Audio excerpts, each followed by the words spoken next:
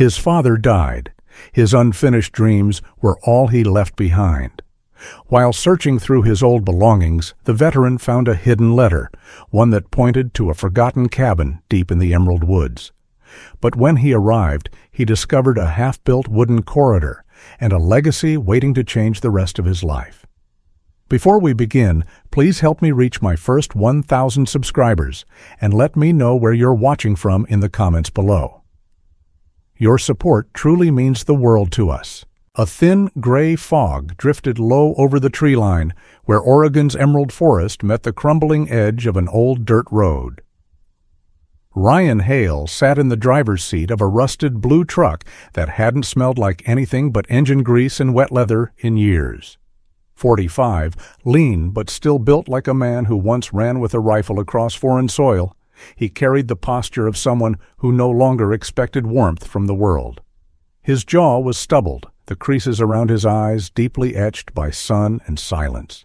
His short, dark brown hair had grown wild in places, streaked with coarse gray, and his knuckles bore the calluses of a man who never stopped fixing things, with his hands or his guilt. Today, that guilt sat next to him in the form of a military green footlocker, the only thing left from his father besides a quiet kind of absence that never left the room. And then there was the dog. Shadow lay in the back seat, ears twitching as if he sensed something brewing under. Ryan's stillness. A 4-year-old German shepherd with black and white fur, a striking coat that earned stares in every gas station they passed. Shadow had been Ryan's companion since the funeral. Loyal to the bone, watchful, calm unless threatened. They didn't talk, but they didn't need to. Ryan had always preferred dogs to people. Dogs didn't lie. They didn't pity you. And most of all, they didn't ask why your heart still ached 10 years after the gunfire stopped. Or why the quiet house you tried to build with a dying woman now sat on someone else's lot. When Ryan cracked open the old footlocker that morning, he wasn't looking for anything. He was trying not to think. His plan was to sort, throw away, close the lid again. But buried beneath his father's faded work gloves and handwritten diagrams was an envelope, yellowed at the corners, addressed in his father's familiar block letters, "To Ryan, when you're ready." Inside was a letter that didn't apologize, didn't explain, and didn't ask forgiveness. It simply invited. "If you're holding this, I'm gone. There's a cabin in Emerald Forest. I built it for you for the day you'd need to remember what it means to make something with your hands. Coordinates and keys enclosed." No sentimental closer, no signature, just the smell of old cedar and the weight of something unresolved. The forest hadn't been in any of the stories his father told. Ryan had always thought the old man lived and died in the same cluttered trailer on the edge of some nowhere Idaho town. But this? A hidden cabin in the woods? It felt like fiction, or worse, a test. But something in him, something restless and unfinished, responded. Not with hope, but with a pulse. Movement. Direction. He didn't tell anyone he was leaving. There wasn't anyone left to tell. His service buddies scattered to their own haunted corners. And the one man who might have said something, Tom Miller, his former squad mate, now a clean-shaven father of 3 with a stable construction job, had spent the last year begging Ryan to get help. Ryan didn't want help. He wanted air, trees, solitude. He drove for 8 hours, stopping only for fuel and to let Shadow run. As the pavement gave way to gravel and gravel to earth, the weight in his chest deepened. Not grief. He had learned to carry grief like a scar. No, this was anticipation, sharpened by disbelief. What if it wasn't there?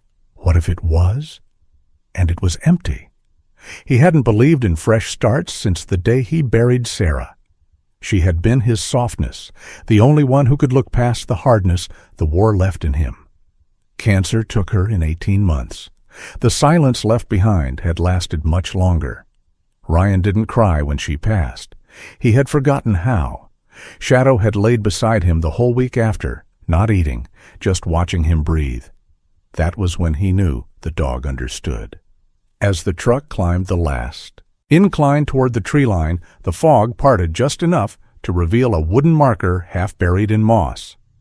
Hand-carved letters, weather-faded. Stillwater Way.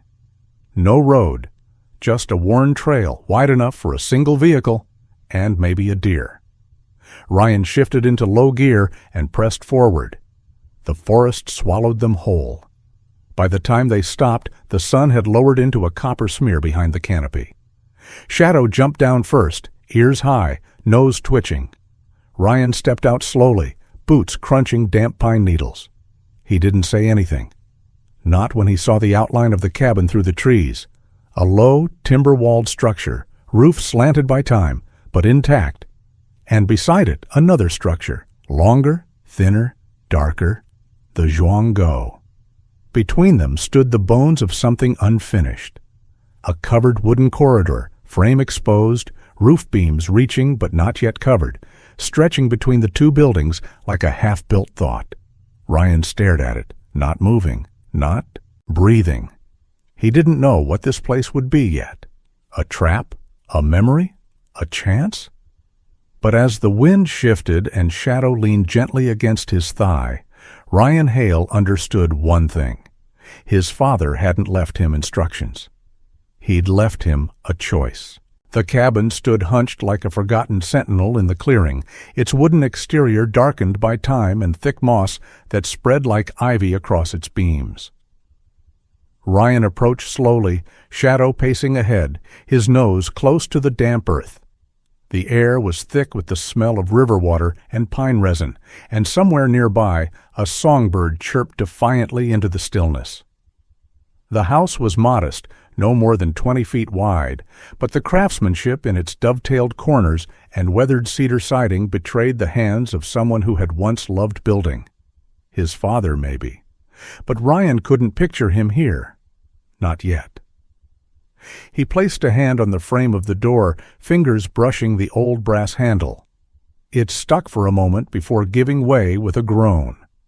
Inside, the room was shadowed, but dry. The dust had settled in soft layers across a narrow table, an iron stove, and a row of built-in shelves stacked with yellowed manuals and a few tins of expired food. A handmade bench sat beneath the single front window. No electricity, no plumbing. But it didn't feel dead. It felt paused, like someone had stepped out for a moment and never returned. Through the opposite window, Ryan could see the side of the second structure, the woodshop, and in between them, the unfinished corridor, a skeleton of beams and capped posts rising from the forest floor like vertebrae. Shadow sniffed his way along the floorboards while Ryan inspected the shelves. Beneath a stack of folded maps was a small oilskin notebook, his father's handwriting inside, neat and sharp, diagrams of joint systems, notes on seasonal wind direction, moisture accumulation, and a simple line. The corridor needs finishing. Windbreak and cover. Built for safety, not style. Ryan let out a breath he hadn't realized he was holding. There was no welcome note, no sentiment. But this was something. His father had built this place with intent, not comfort. It wasn't an inheritance. It was an invitation to labor. As he stepped back outside, a crunch of gravel turned his head. A figure emerged from the trees, tall, lean, tan uniform, and forest green ranger's vest visible between the low branches. The woman moved with the awareness of someone who spent more time around bears than people. Mae Dawson, mid-30s, angular frame, dark blonde ponytail tucked under a fraying ranger cap, regarded him with quiet calculation. Her hazel eyes were sharp but not hostile, her posture that of someone ready to diffuse or escalate depending on what she read in you. "You're not on any of my trail permits," she said without a smile. Ryan raised both hands, palms open, then reached into his coat and pulled out the folded letter. "Private land," he said. belonged to my father.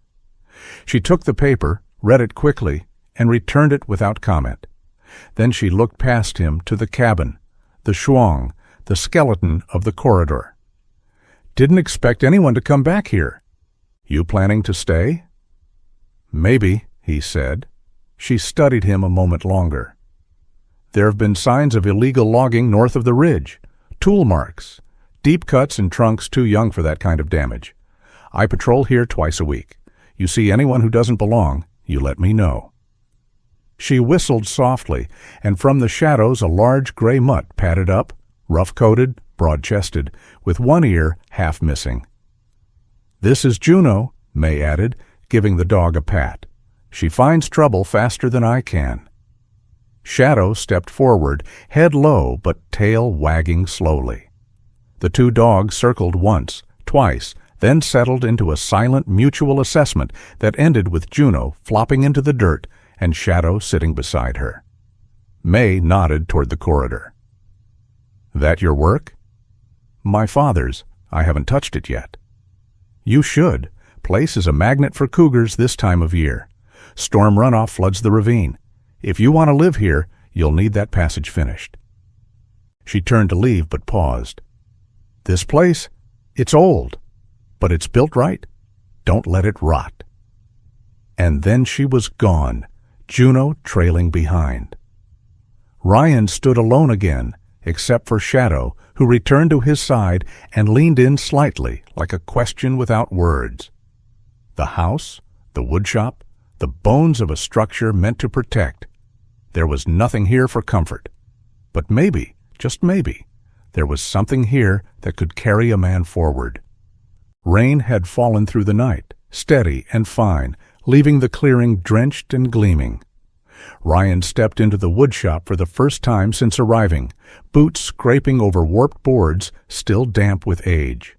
The air was thicker here, close and tinged with old oil and sawdust. Unlike the cabin, this place felt used. The walls were lined with benches, tool racks, half-empty jars of nails, and bundles of old rope. But something felt off, the kind of wrongness he couldn't name, only sense. Shadow had followed him in, sniffing the corners with more alertness than usual, tail high, ears forward. Ryan moved to the main workbench, running his hand along a surface carved with decades of scratches and stains. His eyes were drawn to a heavy shelving unit pushed against the back wall.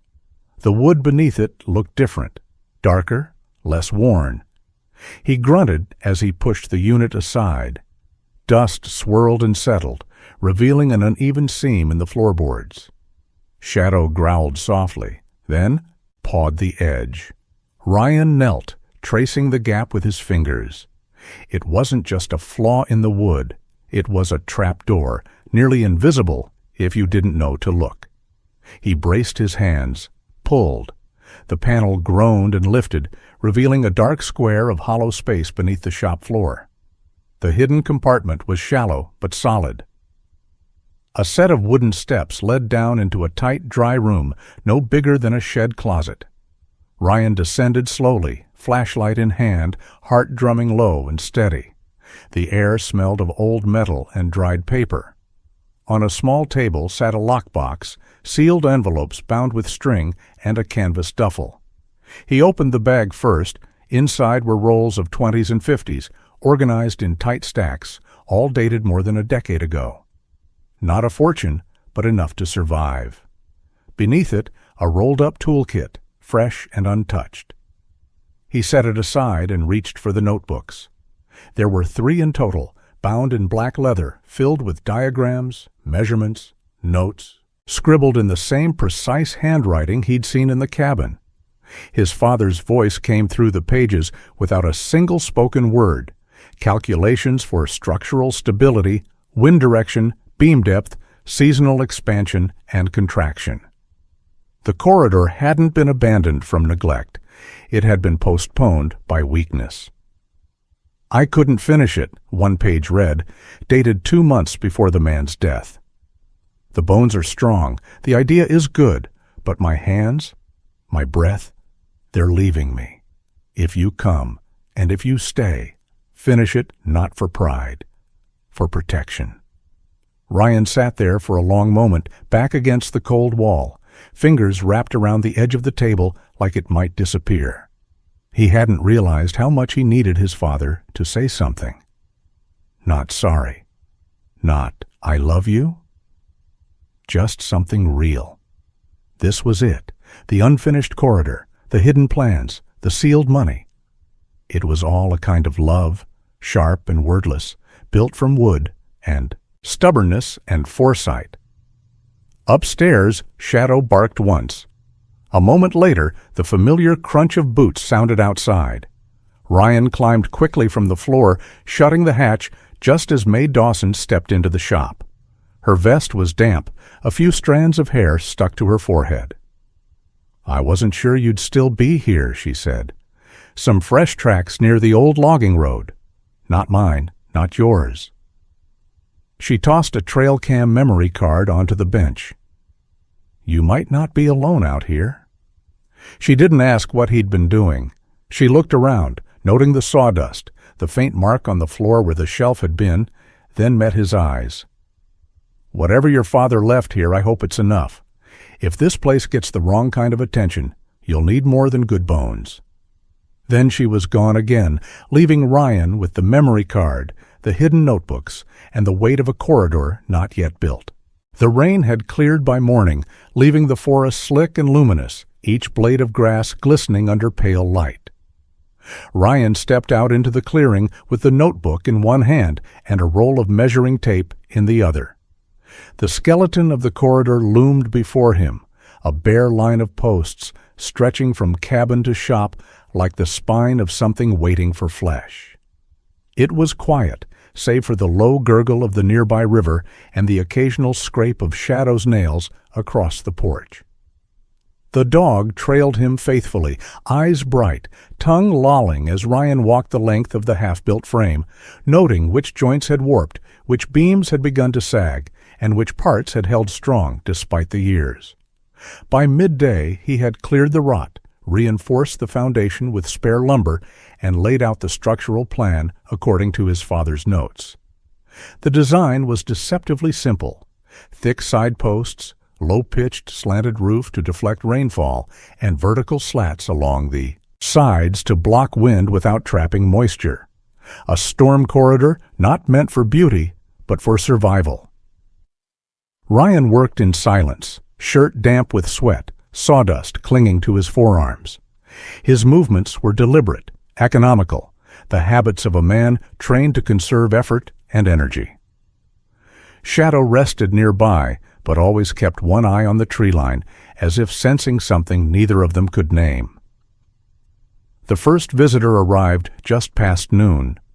Ryan had just lowered a beam into place when he heard the crunch of tires on old gravel. He turned, muscles tense, until he recognized the figure stepping from the dust-covered SUV. Tom Miller, 5 years out of the Corps, now heavier in the middle, but still carrying the square-shouldered stance of a man who once wore rank. His face was weathered, tanned deep by years of construction site sun. A neatly trimmed beard framed a jawline that had softened with time. His expression, however, was sharp, a mixture of concern and restraint. Irritation. "You weren't planning on answering your phone ever again, were you?" he called out, crossing the clearing. Ryan exhaled slowly, leaned the hammer against a beam, and met him halfway. They shook hands, the kind of grip shared by men who once bled in the same dirt. "Didn't think anyone was looking," Ryan said. Tom snorted. "Of course I was looking. You vanish off the grid, leave a funeral, drop out of therapy, and then what? Hide in a moss-covered shack in the middle of Oregon?" He paused, glancing at the structure taking shape behind Ryan. "And build that?" Ryan didn't answer. He didn't need to. Tom was already scanning the area, cataloging what tools had been used, what hadn't, how much progress had been made. "It's good work," he admitted. "But I know you. You're not just here to hammer nails." "No," Ryan said. "I'm here to finish something." Tom stood in silence for a moment, then let out a sigh. "All right, I've got 3 days off. You want help? I'm here. You want space? I'll set up camp downriver. But if you fall off the face of the earth again after this, I'll drag your stubborn ass back to civilization myself."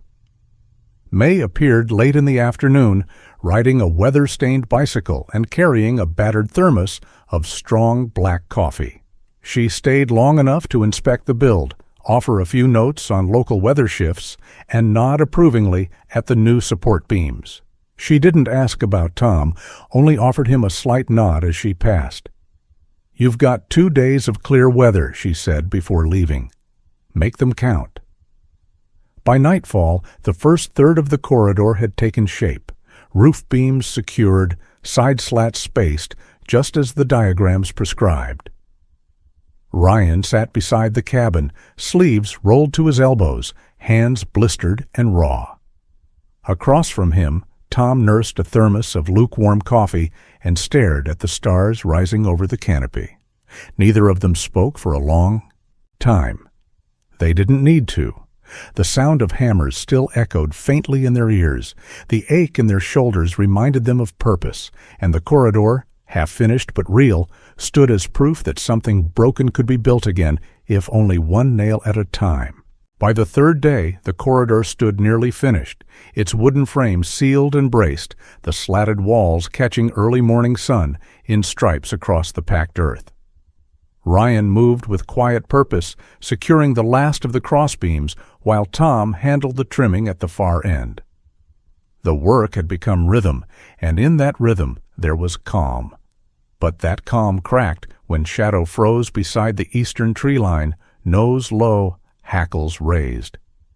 Ryan followed his gaze to the undergrowth, but there was nothing, no sound, no movement, only the sense of being watched.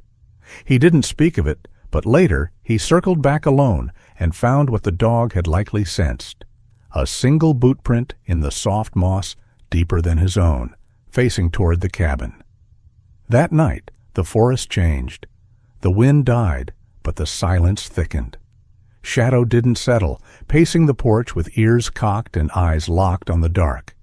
Around midnight, he barked, once sharp and loud. Ryan was out of bed before the echo faded. He moved like he had in Afghanistan, quiet, precise, flashlight off, footsteps silent on the ground. Shadow led him to the back of the workshop, where the brush was flattened in a deliberate trail. Ryan knelt, fingers brushing over crushed leaves, and found it again, footprints, and not just one. 3, different sizes. Not boots, but heavy treaded shoes, the kind worn by laborers or hunters. They hadn't come close to the cabin yet. They were watching.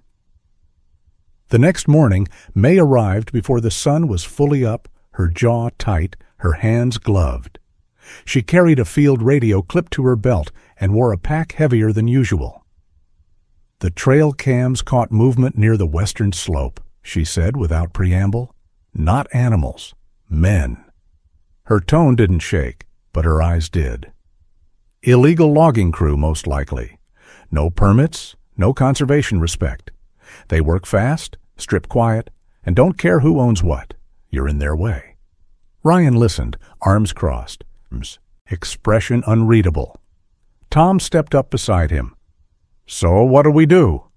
May unclipped her radio and handed it to Ryan. "This links directly to my district ranger. I've already requested backup. They'll ride in tonight or early morning." She paused, her gaze on the nearly finished corridor. "But they don't come armed. They're foresters, not soldiers." Ryan met her eyes. "I was both." May held his gaze, then stepped aside, motioning for Ryan to walk with her toward the tree line. When they stopped, she lowered her voice. "I knew your father," she said. "Years ago when I first started. He came into the ranger station twice a year, never smiled, always smelled like cedar and pipe smoke, said little, but when he did, he asked about the terrain, the soil, the wind. He built like a man expecting the storm, not fearing it." She paused. "He talked about you once, just once. Said if you ever showed up here, it meant you hadn't given up yet." Ryan stood still, throat tightening against the words he couldn't say. He nodded, just once. May didn't press. She returned to the cabin with Tom while Ryan remained, shadow at his heel, eyes watching the tree line, ears twitching to the unseen. Something was coming, and he would meet it not with anger, but with readiness. The wind through the emerald forest had changed, no longer tight with warning, but slow and wide, like a breath finally let go. 2 days had passed since the Rangers arrived, armed not with rifles, but with warrants and steel resolve. The illegal loggers had been found near the western slope, caught while trying to dismantle a cache of red cedar. 3 men, rugged, wiry, sunburned, were taken into custody. One, the tallest, with a weather-cracked face and beard matted with pine sap, snarled at Ryan when they crossed paths. "You think this land matters?" he had spat. "It's just trees." Ryan hadn't answered. He didn't need to. Now, beneath the dappling canopy, the final nail was driven. The corridor stood complete. Ryan had spent the morning brushing a sealant of oil and pine resin over the wood, just like his father had detailed in the weathered notebook. The roof now gleamed in the filtered sunlight, its slats overlapping like scales on an old shield. The corridor was fully enclosed, walls snug, windproof, floor solid. At each end, a door had been hung, thick and heavy, with latches forged decades ago, but still strong. One opened onto the home, the other onto the workshop, as if one vein now pulsed between 2 old hearts. Ryan walked through slowly, his boots making soft echoes on the floor. The scent of cedar was fresh, clean, and sharp. For the first time, he could hear only birds beyond the walls. No chainsaws, no shouted threats, no ghosts of arguments with a father long gone. Just the creak of wood expanding gently in the morning sun. And in that quiet, he let his hand run along the smooth grain. It was more than a passageway, it was the spine of memory, his father's dreams, his own battles, the silent bridge between. Outside, Tom stood leaning against a post, arms crossed. He wore a sun-faded denim jacket and a relaxed smirk that didn't quite hide the emotion in his eyes. "You really built it," he said, voice low, rough with pride. "Looks like you finally found your place, Ryan." Ryan stopped at the far door, turned, and gave a slow nod. "I think I did." Nearby, Shadow lay at the doorstep, head on his front paws. The big German shepherd's fur caught the light. Black back, white chest, the faintest amber flicker in his eyes. His breathing was slow, ears relaxed. For once he wasn't guarding. He was resting, peacefully, like he knew that whatever war they had fought, inside or out, was finally over. The first snowfall came quietly, brushing the forest in silence. Thin, white lace gathered on the moss-covered roof, on the railings of the newly finished corridor, on Shadow's back as he lay, with ears perked beside the porch. The land was still, no longer hiding, no longer bracing, but welcoming, like it had been waiting for this exact kind of peace. Ryan stood by the steps of the cabin, hammer in hand, sleeves rolled up despite the cold. His hair had grown a bit longer, curling slightly at the edges, and the sharpness in his jaw had softened, not from age, but from letting go. The workshop was no longer a tomb of memories. It breathed again. He had cleaned it, reinforced the beams, built sturdy racks, and lined the walls with maps, guides, and gear. A wooden sign now hung above the door. Emerald Survival Outpost. May dropped by twice a week now. Her uniform was always slightly wrinkled, her dark auburn ponytail tucked beneath a worn ranger cap, and her freckled cheeks, always wine-blushed. She didn't hover, didn't fuss. She helped him catalog trails, reviewed safety courses, and left thermoses of strong coffee without saying much. Their silences had grown companionable. Sometimes they even laughed. Tom had decided to stay longer than he planned. The corporate buzz of his old life hadn't pulled him back. He wore canvas jackets now instead of suits, boots instead of loafers. He called himself temporary logistics support. But Ryan knew better. He needed the quiet too. Needed to fix what combat hadn't touched, but life had frayed. Tom still cracked jokes, still grilled overly charred sausages on the fire pit. But now there was a weight behind his presence, a loyalty renewed without words. And then there was Shadow. The old German shepherd, now nearly 7, had become a local legend. His thick black and white coat glistened under snow, and his amber eyes missed nothing. Shadow led small groups down beginner trails, padded beside nervous. Teenagers and veterans alike, always steady, always alert. The local kids called him the Ghost Wolf of Emerald Path. Ryan just called him family. That evening, Ryan found himself sitting alone on the porch, the forest quiet, stars high. A soft glow came from the window of the workshop. Tom was inside tinkering. May's green truck was still parked out front. In his hand, Ryan held the leather-bound journal again. The last page, the one he'd been too afraid to read until now, bore a line scrawled in shaky ink. "If you found this place, it means you still want to live." Ryan closed the journal slowly, the breath in his chest full and deep. He turned toward the corridor. Its wooden beams caught moonlight like old bones blessed anew. It connected more than 2 buildings. It bridged 2 lifetimes. Shadow nudged his leg and lay down with a sigh. Ryan whispered, "We're home." In every broken man lies the seed of healing, if he dares to return. Ryan's story reminds us that even in the silence of the woods, God leaves signs. Maybe this is yours. If this tale touched you, share it with someone who's searching for a new beginning. Like, comment your thoughts, and subscribe. May God bless every soul who watches and guide your journey home.